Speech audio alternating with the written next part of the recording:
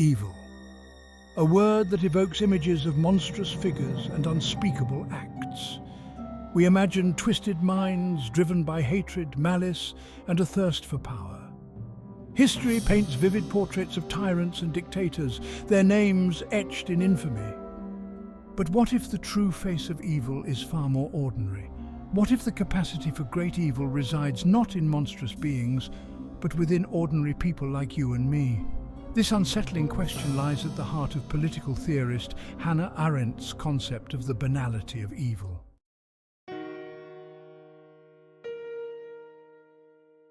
Arendt coined the phrase "the banality of evil" to describe this phenomenon. She argued that ordinary individuals, lacking any particular malice, could become instruments of extraordinary evil under specific circumstances.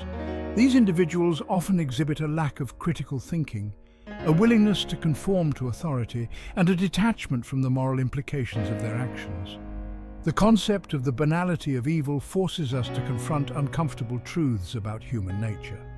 It suggests that the potential for evil is not limited to a select few, but resides within us all. This potential can be awakened by situational factors, societal pressures, and the seductive influence of ideology. Think of the Milgram experiment, where ordinary people were persuaded to administer seemingly lethal electric shocks to strangers simply because an authority figure instructed them to do so. This experiment, while ethically controversial, highlighted the power of authority and the ease with which individuals can abdicate moral responsibility. The banality of evil is not a theoretical abstraction. It has chilling implications for our understanding of historical atrocities and contemporary social issues. From corporate scandals to systemic racism, the fingerprints of the banality of evil are evident in the actions of individuals who perpetuate harm while claiming ignorance or simply following the rules. How do we reconcile the ordinariness of individuals with the extraordinary evil they can perpetrate? What safeguards can we implement to prevent the banality of evil from taking root? These are questions that demand our attention, for the answers hold the key to preventing future atrocities and creating a more just and humane world.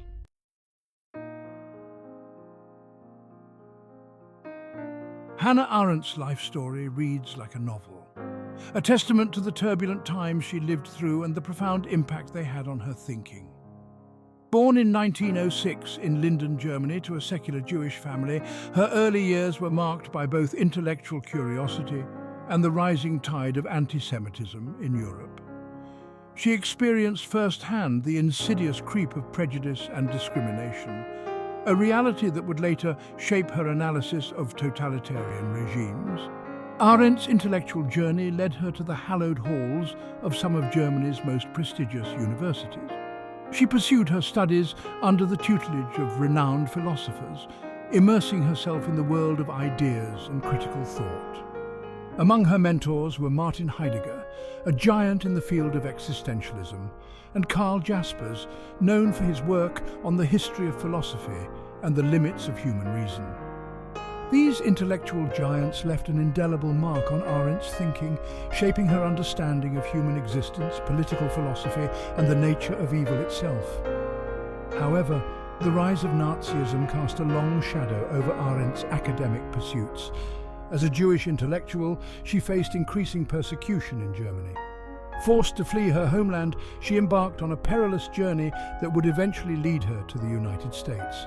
The experience of exile, of being uprooted and forced to confront the fragility of human civilization, left an enduring mark on her worldview. Arendt's personal history, marked by both intellectual ferment and the horrors of political persecution, fueled her lifelong quest to understand the human condition. Her experiences under Nazi rule instilled in her a deep-seated awareness of the fragility of freedom and the ever-present potential for tyranny to emerge from seemingly ordinary circumstances. It was this understanding, forged in the crucible of personal experience and intellectual inquiry, that would later inform her groundbreaking analysis of Adolf Eichmann and the nature of evil.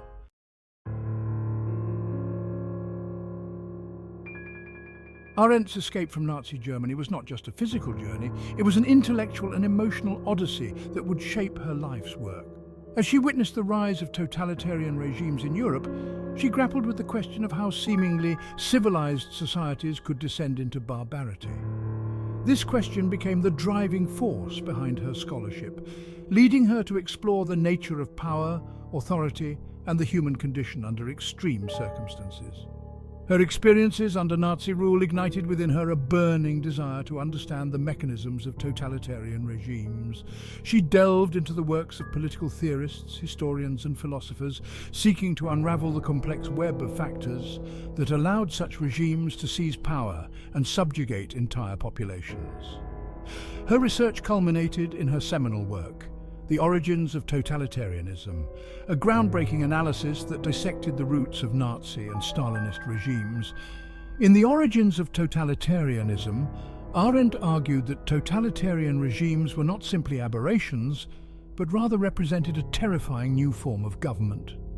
She identified key characteristics of such regimes, including the destruction of traditional political structures, the atomization of society, the use of terror and propaganda, and the creation of an ideology that claimed total domination over all aspects of life. This work established Arendt as one of the foremost scholars of totalitarianism, her insights providing a crucial lens through which to understand the political upheavals of the 20th century. Arendt's analysis of totalitarianism went beyond mere description. She sought to understand the psychological and social conditions that made such regimes possible. She explored the role of ideology in shaping individual beliefs and behaviors, examining how totalitarian regimes exploited fear, resentment, and the human desire for belonging to gain and maintain power. Her work highlighted the dangers of mass movements and the ways in which individuals could be seduced by ideologies that promised simplistic solutions to complex problems.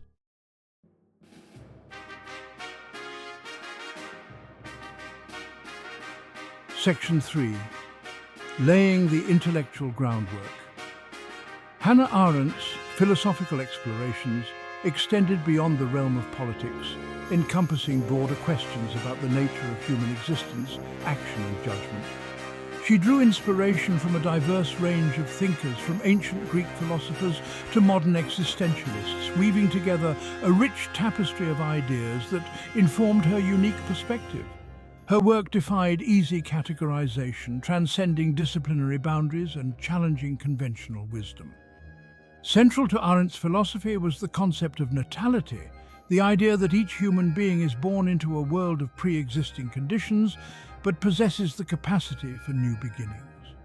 She believed that human beings have the ability to act freely, to initiate new chains of events, and to shape the world around them. This capacity for action, she argued, was what distinguished humans from other animals and gave meaning to human existence. Arendt placed great emphasis on the importance of public life and the role of judgment in human affairs. She believed that it was through engagement with others in the public sphere that individuals developed their capacity for critical thinking, moral reasoning, and political action. She argued that judgment was not simply a matter of applying predetermined rules, but rather involved a process of deliberation, persuasion, and the ability to see the world from multiple perspectives. Arendt's philosophical contributions laid the groundwork for her later analysis of the banality of evil.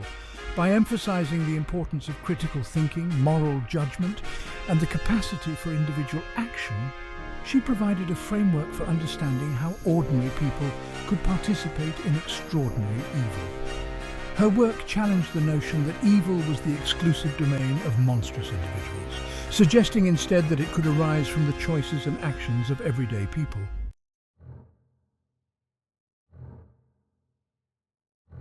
Section 1. The Trial of Adolf Eichmann.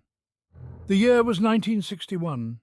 The world watched as a nondescript man stood trial in Jerusalem, his crimes etched into the annals of history.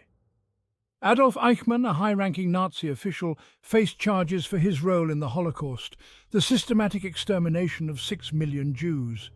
Eichmann had been a key figure in the Nazi regime's machinery of death, responsible for the transportation logistics that sent millions to their doom. Hannah Arendt, now a respected political theorist living in the United States, traveled to Jerusalem to cover the trial for the New Yorker magazine. She brought with her a keen intellect, a deep understanding of totalitarian regimes, and a profound sense of moral outrage at the horrors inflicted by the Nazis. Arendt sought to understand the nature of evil itself, and she believed that observing Eichmann firsthand would provide crucial insights. The trial captivated the world. Survivors recounted their harrowing experiences, their testimonies a testament to the depths of human cruelty. Prosecutors presented mountains of evidence, meticulously documenting the Nazi regime's crimes. Yet as Arendt listened to the proceedings, she felt a growing sense of unease. Something about Eichmann did not align with the image of a monstrous criminal she had anticipated. Eichmann, confined to a bulletproof glass booth, appeared strangely ordinary. He was not a raving fanatic, spewing hatred and venom. Instead, he came across as a bland bureaucrat, reciting details of his work with a detached, almost clinical demeanour. He claimed he had simply been following orders, a cog in a vast machine. His defence, Arendt realised, was not one of ideological fervour, but of chilling indifference.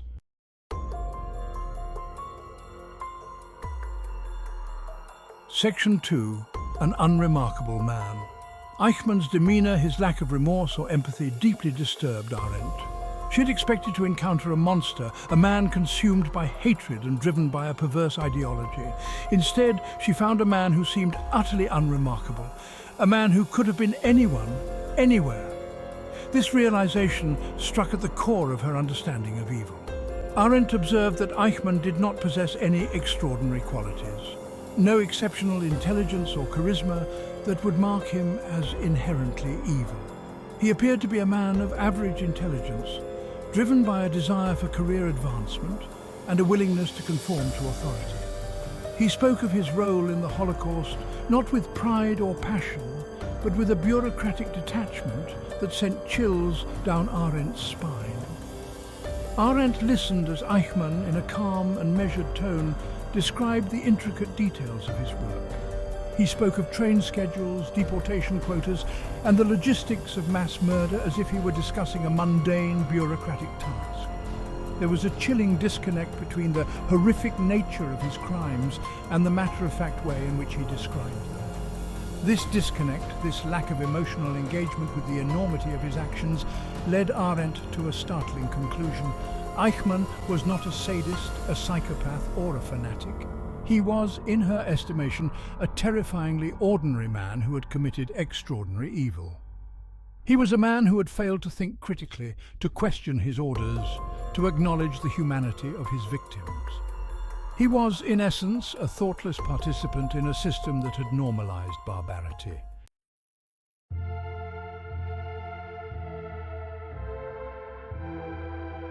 Section 3. The birth of a concept. Hannah Arendt's observations of Adolf Eichmann during his trial gave rise to a concept that would become central to her philosophical legacy: the banality of evil. She argued that great evils are often not perpetrated by monstrous individuals, driven by insatiable hatred or twisted ideologies, but by ordinary people who fail to think critically and blindly follow orders. Arendt's concept challenged conventional understandings of evil. She argued that evil was not always the result of profound wickedness or depravity. It could also arise from thoughtlessness, from a lack of moral imagination, from a failure to engage with the human consequences of one's actions. This realization, born from her observations of Adolf Eichmann, had profound implications for understanding not only the Holocaust, but also the nature of human behavior itself. Arendt's concept of the banality of evil did not excuse Eichmann's actions or diminish his culpability in the eyes of the law. Instead, it offered a chilling new perspective on the nature of evil itself. It suggested that evil could be perpetrated by anyone, regardless of their background, beliefs, or personal morality. It highlighted the dangers of uncritical obedience to authority and the importance of individual conscience in resisting even the most seemingly insignificant acts of cruelty or injustice.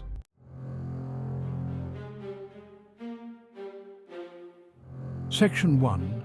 The Psychology of Conformity. Arendt's concept of the banality of evil sent shockwaves through the intellectual world, challenging long-held assumptions about the nature of evil and the human capacity for cruelty. Her observations of Eichmann suggested that evil was not always the product of monstrous individuals driven by insatiable hatred or sadistic impulses. Instead, it could also emerge from the actions of ordinary people who, under the influence of situational factors and social pressures, abandoned their moral compass and became complicit in acts of atrocity. Arendt's insights resonated with the work of social psychologists who were beginning to explore the power of conformity and obedience to authority. One particularly influential study, conducted by Stanley Milgram at Yale University, provided chilling empirical evidence to support Arendt's thesis.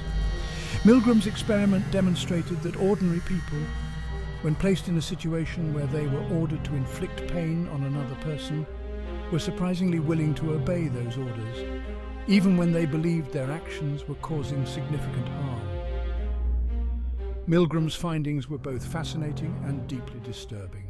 They revealed the extraordinary power of authority figures to influence human behavior, even in situations where individuals were asked to act against their own moral principles.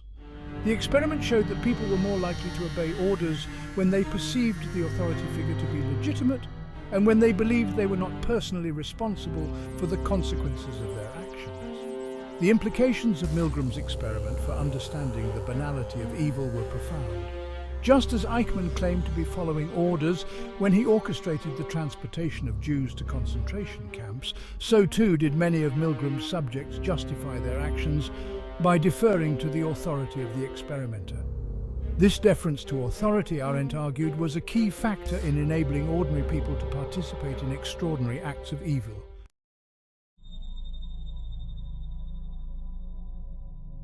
Section 2. The Slippery Slope of Evil. Arendt's concept of the banality of evil suggests that evil is not a distant abyss into which only a few irredeemably wicked individuals fall. Instead, it's a slippery slope on which anyone can find themselves, often without realizing the moral compromises they are making along the way. This gradual descent into evil often begins with seemingly small acts of conformity or obedience. Actions that may appear harmless in isolation, but which, when repeated and reinforced, can erode an individual's moral compass and pave the way for greater atrocities. One of the most insidious aspects of this process is the way in which our minds can rationalize and justify our actions, even when those actions contradict our values. We are masters of self-deception, capable of convincing ourselves that we are acting in the service of a greater good, or that we are simply following orders, or that we are not really responsible for the consequences of our actions. These self-serving justifications allow us to maintain a positive self-image even as we engage in behavior that we would condemn in others. The process of moral disengagement can be further facilitated by group dynamics. When we are surrounded by others who share our beliefs and behaviors, it becomes easier to conform to group norms, even when those norms conflict with our personal values. The desire for social acceptance and the fear of being ostracized can be powerful motivators, leading individuals to suppress their moral doubts and go along with the group. Moreover, the banality of evil thrives in environments where critical thinking is discouraged and dissent is suppressed. Totalitarian regimes, with their emphasis on obedience and conformity, are breeding grounds for the banality of evil, but so too are more subtle forms of social control, such as those found in cults, authoritarian workplaces, or even families where abuse is normalized.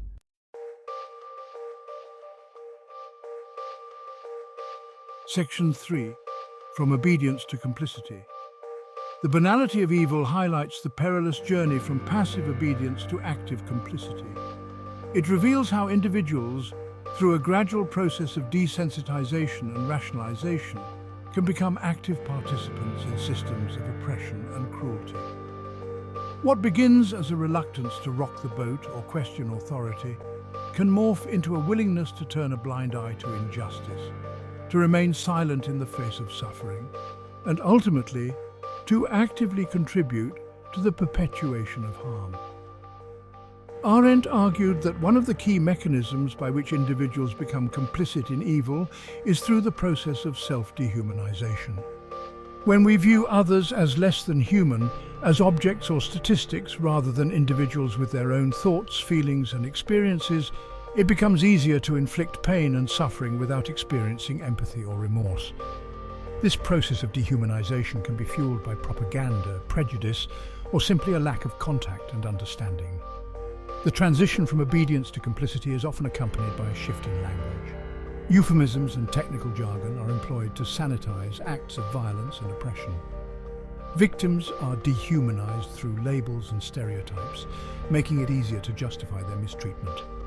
The language of morality is twisted and contorted to serve the interests of the powerful, while those who speak out against injustice are silenced, ostracized, or eliminated.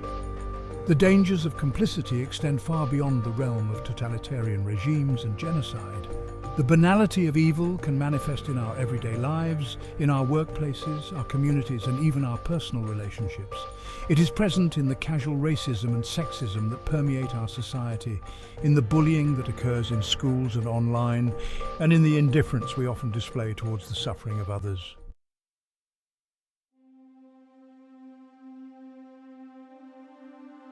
Section 4. The Erosion of Empathy.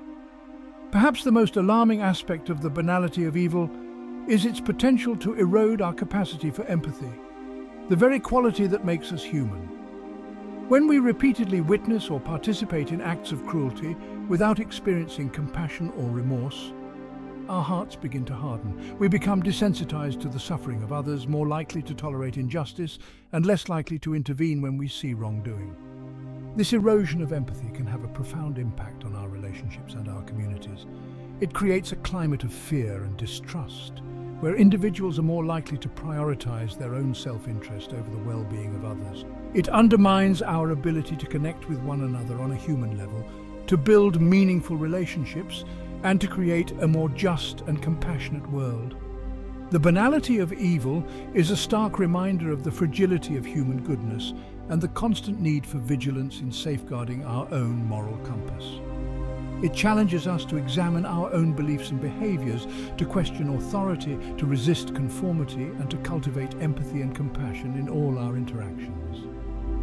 It is a call to action, a reminder that we all have a role to play in preventing the horrors of the past from being repeated in the present or the future.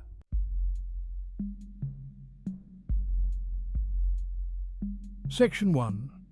The burden of choice. The chilling implications of the banality of evil reverberate through the very foundations of moral philosophy, forcing us to re-examine our understanding of responsibility, free will, and the nature of humanity itself. If, as Arendt argues, ordinary people are capable of extraordinary evil, not out of inherent malice, but through a lack of critical thought and a passive acceptance of authority, then where does moral responsibility lie? Can we hold individuals accountable for actions taken under duress, under the weight of societal pressure, or within systems that obscure individual agency? Arendt grapples with this moral quagmire, asserting that the capacity for thought is inextricably linked to the capacity for evil.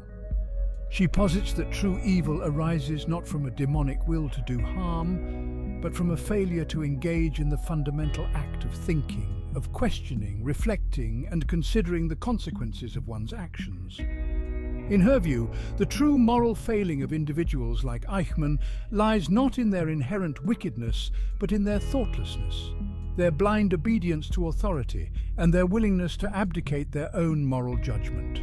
This concept of moral responsibility, rooted in the capacity for thought, presents a profound challenge to traditional notions of culpability.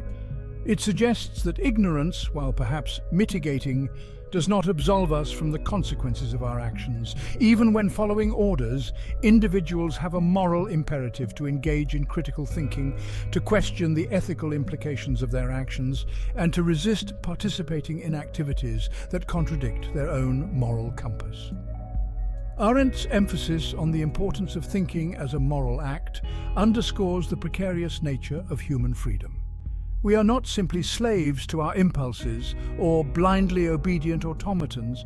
We possess the capacity for reason, for judgment, for moral deliberation. However, this freedom comes with a profound burden, the burden of choice, the responsibility to think critically about our actions and their impact on the world around us.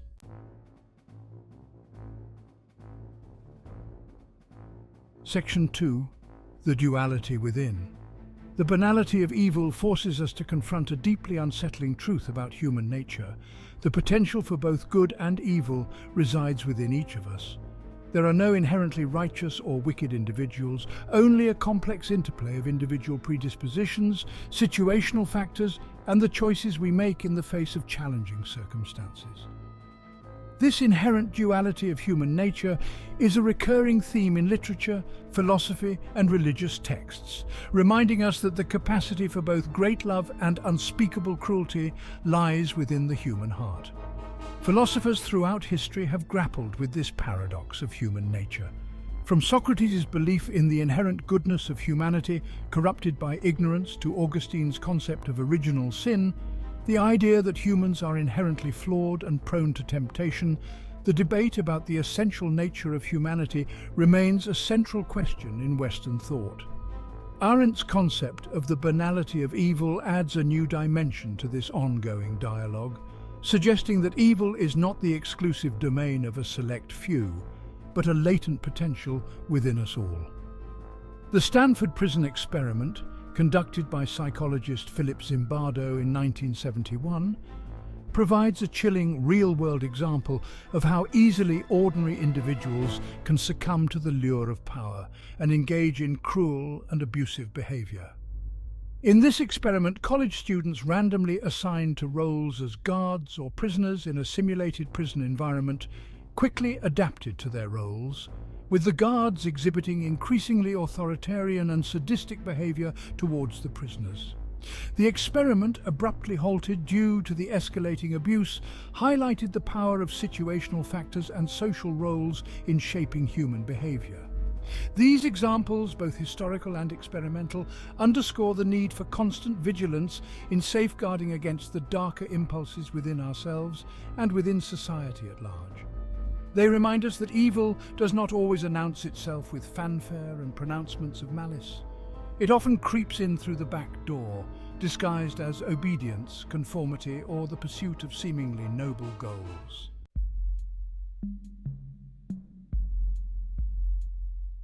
Section 3.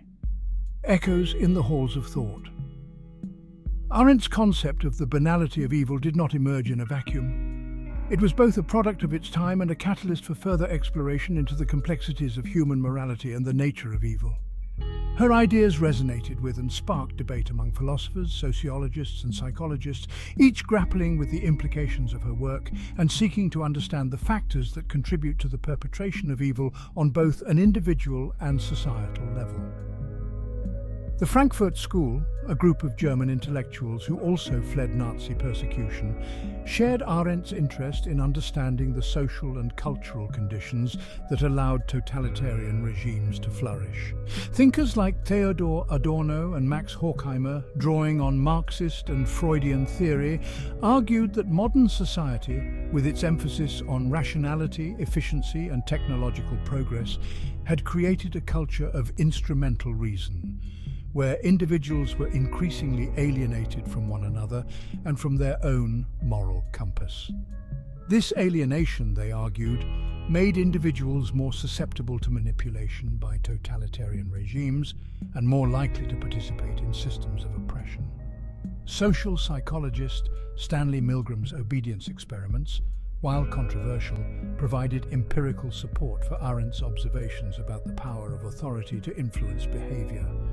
Milgram's work demonstrated that ordinary people, when ordered to do so by an authority figure, were willing to inflict pain on another person, even when they believed their actions were causing harm. These experiments highlighted the importance of situational factors and the diffusion of responsibility in shaping moral behavior. The debate about the banality of evil continues to this day, with scholars exploring the role of factors such as groupthink, de-individuation, and moral disengagement in the perpetration of evil.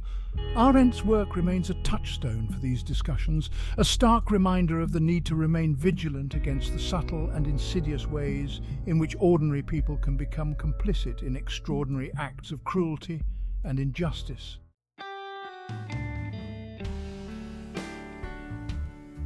Section 1. The Corporate Cog.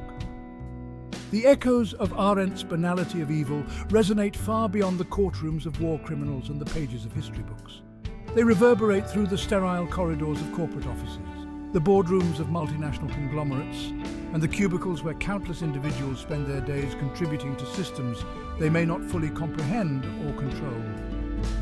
The corporate world, with its emphasis on efficiency, profit maximization, and adherence to hierarchical structures, can become fertile ground for the seeds of evil to take root, often in the most mundane and seemingly innocuous forms. Consider the case of Enron, a once lauded energy giant that collapsed under the weight of its own fraudulent accounting practices. The scandal, which sent shockwaves through the financial world, revealed a culture of greed, deception, and a chilling disregard for ethical boundaries. While a select few executives orchestrated the elaborate schemes that ultimately brought the company down, their actions were facilitated by an army of accountants, lawyers, and analysts who either turned a blind eye to the wrongdoing or convinced themselves that they were simply doing their jobs. The Enron scandal, along with countless others like it, serves as a stark reminder that the banality of evil can flourish in any environment where individuals prioritize personal gain, blind obedience, and the pursuit of profit over ethical considerations. The corporate world, with its often complex organizational structures, can create a diffusion of responsibility, making it easier for individuals to distance themselves from the consequences of their actions and to rationalize unethical behavior as just business. This detachment from the human impact of corporate decisions is often compounded by the impersonal nature of modern business practices. When we view customers, employees, and even entire communities as mere data points on a spreadsheet, it becomes easier to make decisions that prioritize profit margins over human well-being. The banality of evil thrives in such environments where empathy is suppressed, ethical considerations are marginalized, and the pursuit of profit reigns supreme.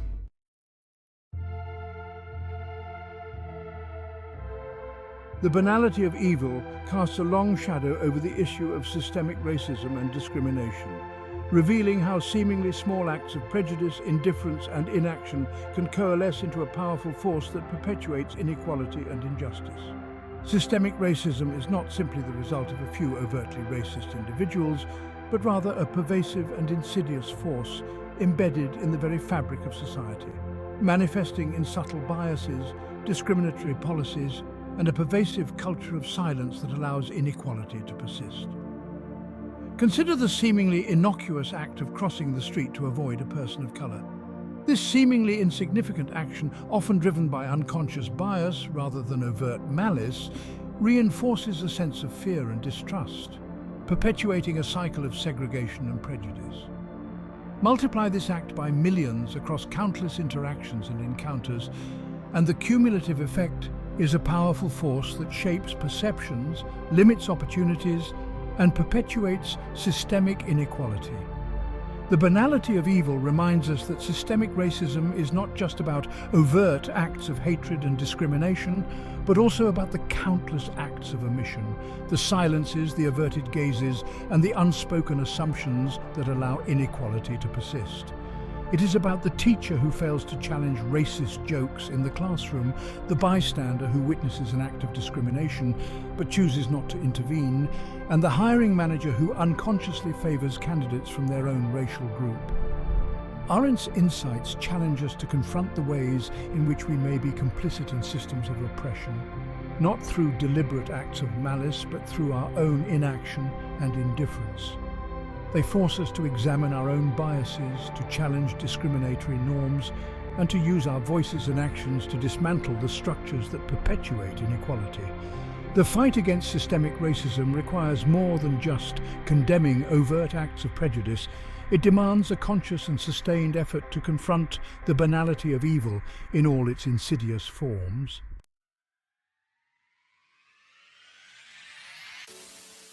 Arendt's concept of the banality of evil serves as a chilling reminder that we are all capable of participating in evil, not through some inherent wickedness, but through our own inaction, conformity, and the gradual erosion of our moral compass.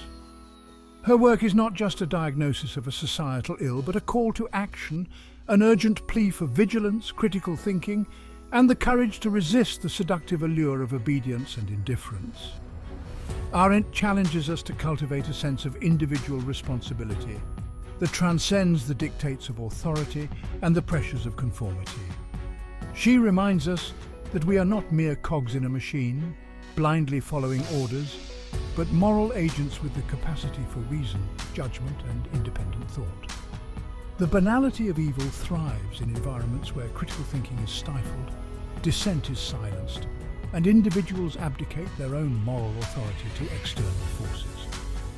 To combat the banality of evil, we must cultivate a healthy skepticism towards authority, a willingness to question the status quo, and the courage to speak out against injustice, even when it is uncomfortable or inconvenient.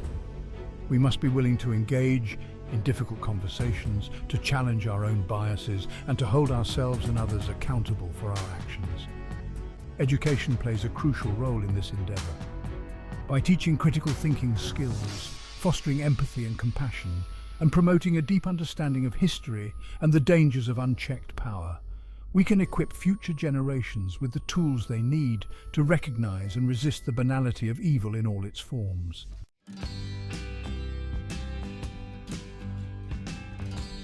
The fight against the banality of evil is not a battle that can be won once and for all. It is an ongoing struggle, a daily commitment to safeguarding our own humanity and the humanity of those around us. It requires us to be vigilant, to be compassionate, and to never lose sight of the fact that even the smallest acts of kindness, courage, and integrity can make a difference in a world where indifference and conformity often reign supreme. Arendt's work is a testament to the power of ideas to illuminate the darkest corners of human experience and to inspire us to strive for a better world. Her concept of the banality of evil, while deeply unsettling, is ultimately a message of hope. For if evil can arise from the choices of ordinary people, then so too can good. It is within our power to choose compassion over indifference, courage over conformity, and to create a world where the banality of evil is replaced by the extraordinary power of human goodness. The banality of evil is a stark reminder of our shared humanity and the ever-present potential for darkness to encroach upon our lives. But it is also a call to action, an invitation to embrace our capacity for empathy, courage, and moral responsibility. By choosing to think critically, to act with compassion, and to resist the seductive allure of indifference, we can create a world where the banality of evil is replaced by the extraordinary power of human goodness.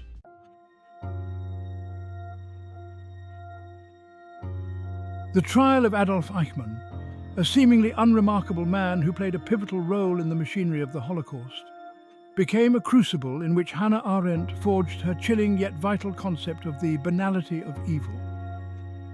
This idea, born from the ashes of unimaginable horror, continues to challenge our assumptions about the nature of evil, forcing us to confront the unsettling reality that the capacity for great evil resides not in monstrous figures with twisted souls, but within the hearts of ordinary people. Arendt's work serves as a stark reminder that evil does not always announce itself with thunderous pronouncements and displays of unrestrained malice. It often creeps in silently, disguised as obedience, conformity, or the pursuit of seemingly justifiable goals. It flourishes in the shadows of indifference, taking root in the fertile ground of thoughtlessness and the unquestioning acceptance of authority. The banality of evil is not a relic of a bygone era, confined to the pages of history books. It is a haunting presence in our modern world, whispering its seductive lies in the corridors of power, in the boardrooms of corporations, and in the silent complicity of those who choose to look away from injustice. It thrives in societies where critical thinking is discouraged, where dissent is silenced, and where individuals are reduced to faceless cogs in a machine, stripped of their agency and their moral compass. Arendt's legacy is a call to remember, not just the victims of past atrocities, but the lessons they teach us about the fragility of humanity and the ever-present potential for evil to re-emerge in new and insidious forms. It is a reminder that the fight against evil is not a battle that can be won once and for all, but an ongoing struggle that demands constant vigilance, courage, and a commitment to upholding the principles of justice and human dignity.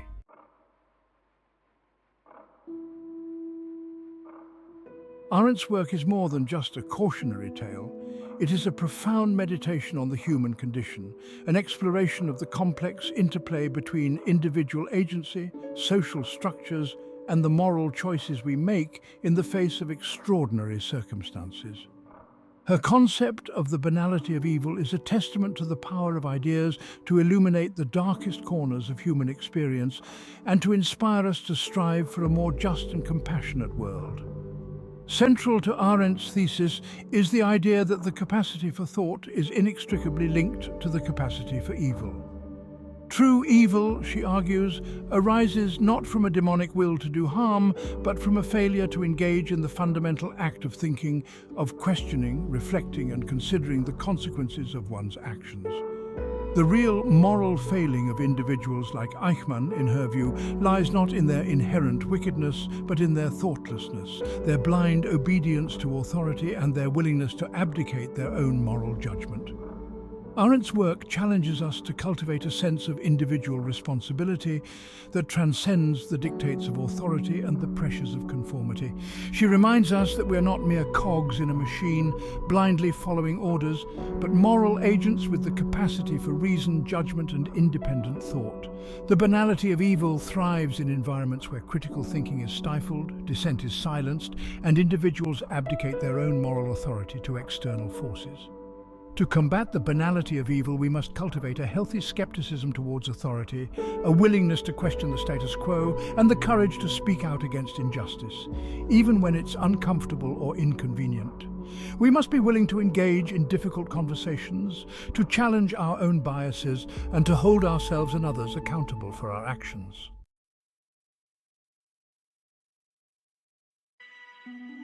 The fight against the banality of evil is not just an intellectual exercise. It is a call to action, an invitation to awaken our moral imaginations and to recognize the profound interconnectedness of our shared humanity. It requires us to step outside of our comfort zones, to challenge our own prejudices, and to extend empathy and compassion to those who are different from us, even those we may consider our adversaries.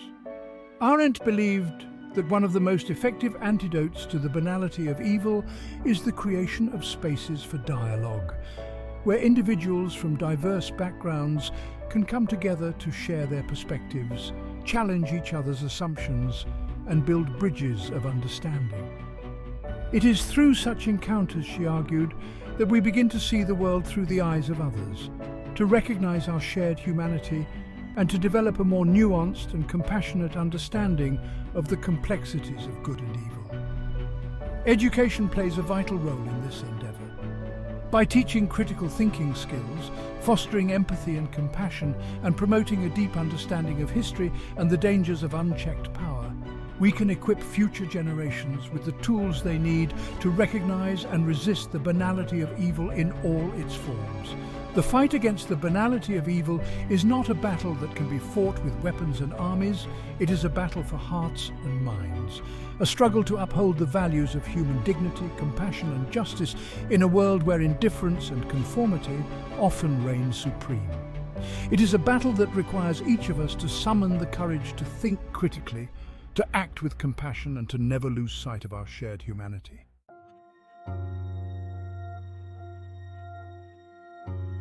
As we navigate the complexities of the 21st century, grappling with new challenges and confronting the enduring legacy of past injustices, Arendt's work serves as a beacon, illuminating the path towards a more just and compassionate world.